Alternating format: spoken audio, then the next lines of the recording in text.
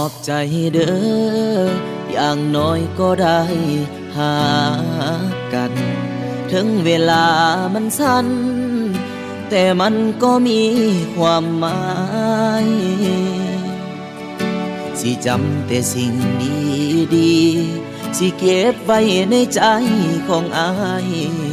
หักแท้แต่เหตุหยังบ่ได้ย้อนอายบ่มีบ่ได้โทษน้องเข้าใจพ่อแม่น้องว่าเมื่อมันถึงเวลาก็ต้องปล่อยน้องคืนไปหักเหลือเกินแต่ทางเดินอายตันความฝันที่อายสานไว้จากนี้มอบให้คนใหม่สานต่อแทนอายหักแหงงานแต่งกลายเป็นของเขา เขาเป็นเจ้าบ่าวแต่ว่าเฮาเป็นเจ้าน้ำตาขอให้เจ้าโชคดีเด้อล่ะไปเป็นนางฟ้าผู้เพิ่นพาน้องไปฮอดฟังอายมันคนจนสู้เขาบ่ได้จา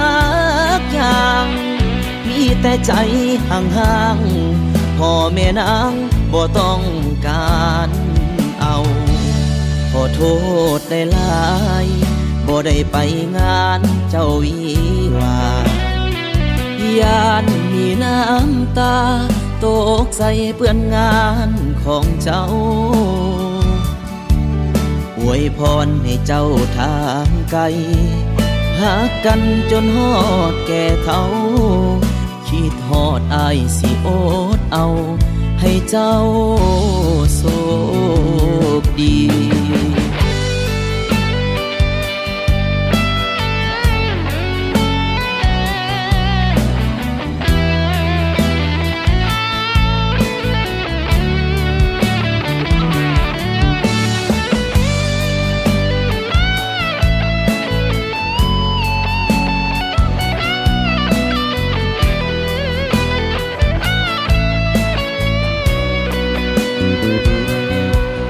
หักแห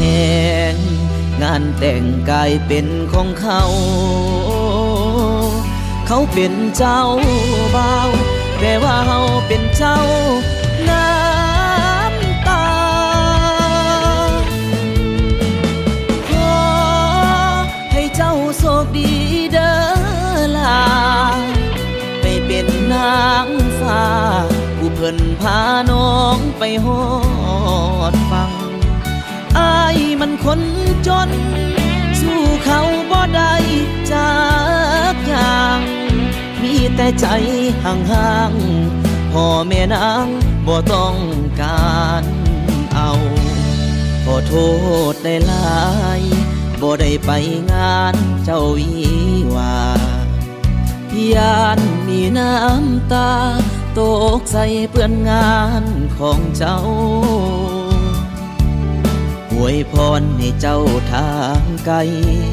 หากันจนฮอดแก่เฒ่าคิดฮอดอายสิอดเอาให้เจ้าโชคดี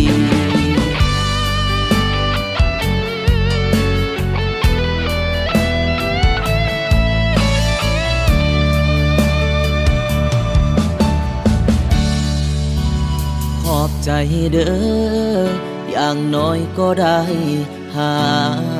กันถึงเวลามันสั้นแต่มันก็มีความหมายสิจำแต่สิ่ง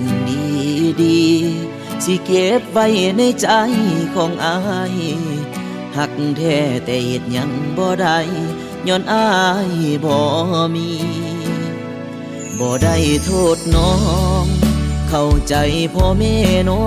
งว่าเมื่อมันถึงเวลาก็ต้องปล่อยน้องคืนไปหักเหลือเกินแต่ทางเดินอายตัน ความฝันที่อายสานไว้ จากนี้มอบให้คนใหม่สานต่อแทนอายหักแหงงานแต่งกลายเป็นของเขา เขาเป็นเจ้าบ่าวแต่ว่าเฮาเป็นเจ้าน้ำตา ขอให้เจ้าโชคดีเด้อล่ะไปเป็นนางฟ้าผู้เพิ่นพาน้องไปฮอดฟังอายมันคนจนสู้เขาบ่ได้จากอย่างมีแต่ใจห่างๆพ่อแม่นางบ่ต้องการเอาขอโทษได้หลายบ่ได้ไปงานเจ้าวิวาญาณมีน้ำตาตกใส่เปื้อนงานของเจ้า